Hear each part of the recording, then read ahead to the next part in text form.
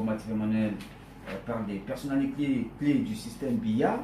Il y a donc Samuel Vondo Ayulo et bien d'autres personnalités dont les noms ont été cités dans cette rubrique. Voici les hommes les plus dangereux du renouveau. Mathieu Manuel qui dresse là un répertoire à sa manière des hommes qu'il estime être les plus dangereux du renouveau. Nous, on ne les dira pas, mais achetez le journal pour voir non seulement les noms et les photos des hommes de M. Biya qui seraient donc les plus dangereux, selon le journal climat social de Mathieu Manuel. Merci beaucoup d'être là ce matin. On va accueillir nos invités. Je ferai que l'on commence par Simon Tonga. C'est un expert sur les questions de politique. Il est là ce matin non seulement pour cette qualité, mais on vient de rappeler qu'il est un membre actif du collectif 11 millions de citoyens, un collectif dirigé Unité de Cabral Libye. Et d'ailleurs, il fait partie de l'entourage de ce candidat à l'élection présidentielle. Je pense qu'il est dans le secteur de la stratégie et de la communication autour de ce candidat. Simon Tonga, bonjour. Bonjour Paul Biya, bonjour également à tous les autres panélistes et confrères qui sont autour de cette table. Je m'en vais saluer tous les Camerounais très républicains qui se battent au jour le jour pour que ce pays soit meilleur, pour que ce pays regagne sa prospérité, son unité et surtout son intégrité.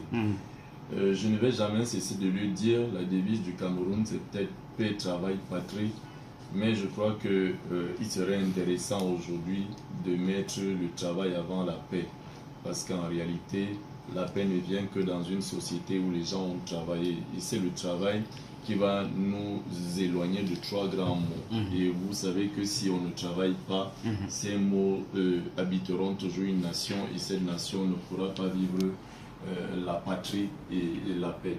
Donc je salue donc tous les patriotes camerounais qui ont décidé d'accompagner leur pays vers une émergence réelle, soutenue et rapide, en s'engageant dans un combat social et politique qui vise à réformer non seulement l'idéologie politique et sociale camerounaise, mais également à donner à notre pays une dynamique beaucoup plus amplifiée de la gouvernance stable et davantage plus objective. Je vais dénoncer les mauvais comportements, Paul Biya. Le Cameroun est constitué de deux grands camps. Le camp des enjeux nationalistes et le camp des lucifériens politiques.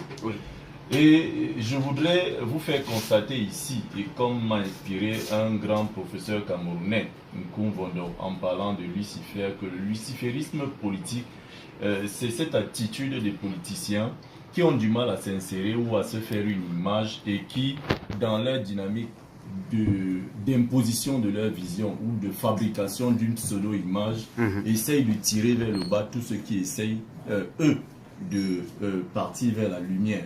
Et ils sont nombreux. Je vais vous donner trois caractéristiques des lucifériens politiques. Vous pouvez d'ailleurs très rapidement les reconnaître par ces images.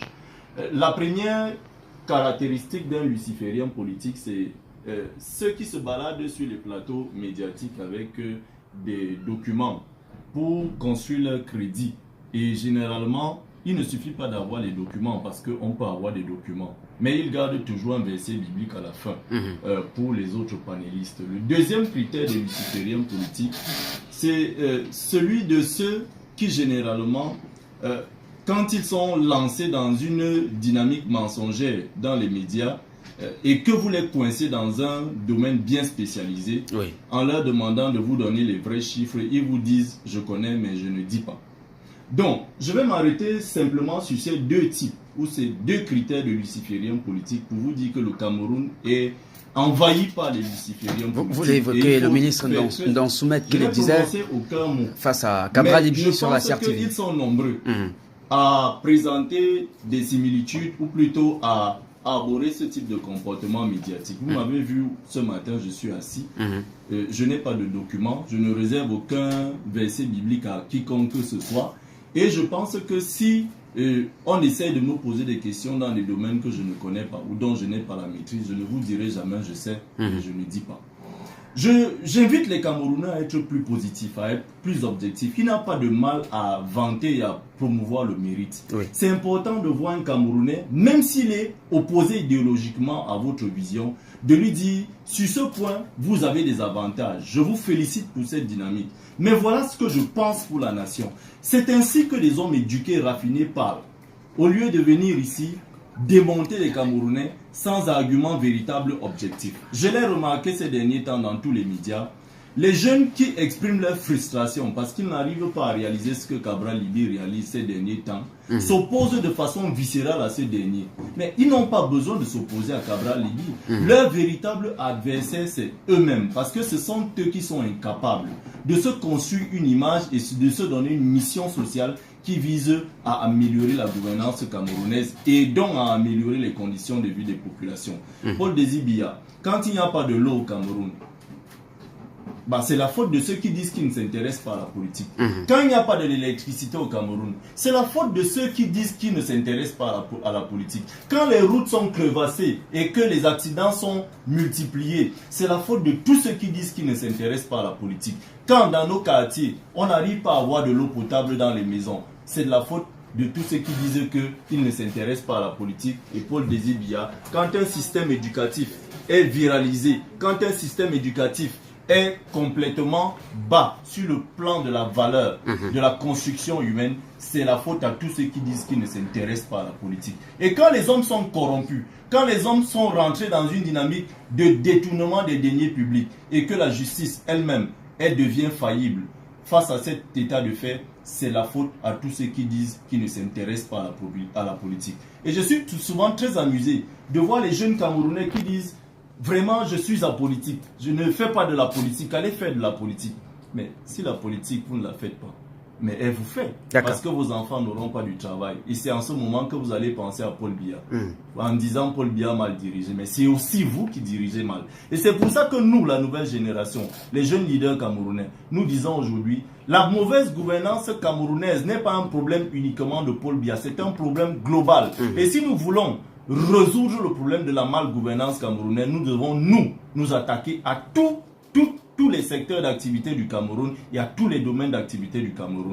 Et évidemment, proposer une nouvelle vision de la politique camerounaise. Et c'est ce que Cabral fait aujourd'hui avec tous les jeunes qui l'accompagnent. Pas seulement dans le mouvement 11 millions, ni dans le parti Univers, mais les jeunes qui sont révolutionnaires dans le RDPC, les jeunes qui sont révolutionnaires dans l'UPC, les jeunes qui sont révolutionnaires dans le MRC. Ce sont ces jeunes-là dont nous faisons la promotion. Parce que je vois des combats à gauche et à droite. Le MRC, les jeunes insultent ceux de l'Univers, les jeunes du RDPC s'insultent. Non, il n'est pas question de cela. Il est important aujourd'hui que tous les jeunes qui ont des choses à proposer montent en puissance. Ça, c'est ce que 11 millions vendent aujourd'hui. Et maintenant, les questions de course électoraliste vers la présidence de la République sont des projets personnels. Et ceux qui sont là à les juger sont des Camerounais qui sont mal formés sur le plan académique ou scolaire. D'accord, merci beaucoup. Bon, Mathieu Emmanuel, malheureusement, va partir parce que interpellé pour autre chose. Bonjour quand même. Bonjour Paul Désir, bonjour à tous les auditeurs.